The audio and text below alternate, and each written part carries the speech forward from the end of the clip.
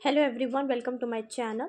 तो आज कुछ ऐसे पॉइंट्स बताने जा रही हूँ फ्रेंड्स, जिस पे अगर आप ध्यान देंगे तो शायद जो रिकवरी बच्चे में नहीं आ रही है वो आने में आप लोग को मदद मिलेगी। ठीक है। द फर्स्ट पॉइंट इज़ बच्चे को खाली टाइम देना चाहिए।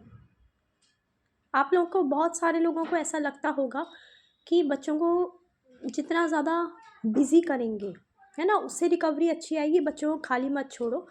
लेकिन ऐसा होता है फ्रेंड्स कि जब तक हम बच्चे को खाली नहीं छोड़ते तब तक उसकी क्रिएटिविटी या थिंकिंग या लैंग्वेज या कम्युनिकेशन आगे नहीं बढ़ती।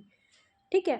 जब तक आप उसको खाली छोड़ोगे नहीं, उसके माइंड को खाली नहीं छोड़ोगे, तब तक उसके माइंड में नए नए क्रिएटिव आइडियाज़ नहीं आएंगे। वो प्रिटेंड प्ले नहीं करेगा, वो कुछ सोचेगा नहीं।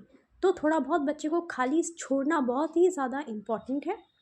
अगर हम बच्चे को back to back time table बना के रखेंगे, पहले ये थेरेपी, पहले स्कूल, फिर सेकंड थेरेपी, फिर थर्ड थेरेपी, फिर राइटिंग थेरेपी, फिर स्पोर्ट्स, फिर डिफरेंट डिफरेंट थिंग्स, तो वो एक रोबोट की तरह बन जाएगा जिसमें एक इम्प्रूवमेंट आप लोग को दिखेगी कि ठीक है वो रट्टू तोते की तरह वर्ड्स बोल रहा है, ये कर रहा है, लेकिन लैंग्वेज, कम्युनिकेशन, सोशल इंटरेक्शन और थिंकिंग, इन चीज़ों में वो आगे जाके लैक करेगा। इसलिए बच्चों के साथ आपको खेलना पड़ेगा और उसको खाली टाइम देना पड़ेगा कि क्रिएटिव आइडियाज़ वो डेवलप करे और आप उसके साथ डेवलप कराएं। जैसे कि आप उसके साथ, बच्चे के साथ एक रियल फ्रूट्स लेके एक शॉप लगा लीजिए, नोटों से वो फ्रूट्स को खरीदिए। ठीक है। उसके बाद आप अलग अलग चीज़ों से शॉप्स लगाइए, सारे घर के सोप वगैरह, शैम्पू वगैरह रख लो, उसके शॉप लगाओ कि मैं तुमसे ये खरीद रहा हूँ, तुम खेलो, मतलब उसका इंटरेस्ट डेवलप करो। और पॉइंट्स पे जब आप काम करते जाएंगे तो पॉइंट्स से बच्चे का इंटरेस्ट आता जाएगा और बच्चा, थिंकिंग पावर बच्चे की बढ़ती जाएगी। The second important thing is, हम लोग को ये लगता है कि अगर बच्चा, मैक्सिमम जो बच्चे मेरे आ रहे हैं ना जिनकी रिकवरी रुकी हुई है, तो उनके लिए उनमें मैं ये चीज़ें देख रही हूँ कि ऐसा हो रहा है कि बहुत टाइम से एक ही थेरेपिस्ट के साथ उसकी थेरेपी चल रही है। तो इससे क्या होता है फ्रेंड्स कि बच्चा एक ही के साथ कंफर्टेबल हो जाता है। या फिर मैं देखती हूँ कि अगर थेरेपिस्ट के साथ वो नहीं बोल रहा है तो बच्चों के पेरेंट्स जाके उसको फोर्स करते हैं कि बोलो बोलो, तो उसको, उसके के साथ क्या होता है फ्रेंड्स कि बच्चे को आदत हो जाती है अपने मम्मी या पापा की। जब तक उसके मम्मी पापा नहीं बोलते उससे बोलो बोलो बोलो, तो उसको हैबिट, तब तक वो बोलता नहीं है। फिर आगे जाके उसे इस क्लास में शैडो टीचर की ज़रूरत पड़ती है, स्पेशल एजुकेटर की ज़रूरत पड़ती है। जब उसका सेक्शन चेंज होता है तो उसके बिहेवियर्स बढ़ते हैं। इसलिए कोशिश करिए कि बच्चे की अगर थेरेपी किसी भी थेरेपिस्ट से आप करा रहे हैं तो उस पर फेथ रखिए और कोशिश करिए, अगर बच्चा उससे नहीं बोल रहा है तो ये मत सोचिए कि हमारा सेशन वेस्ट हो गया।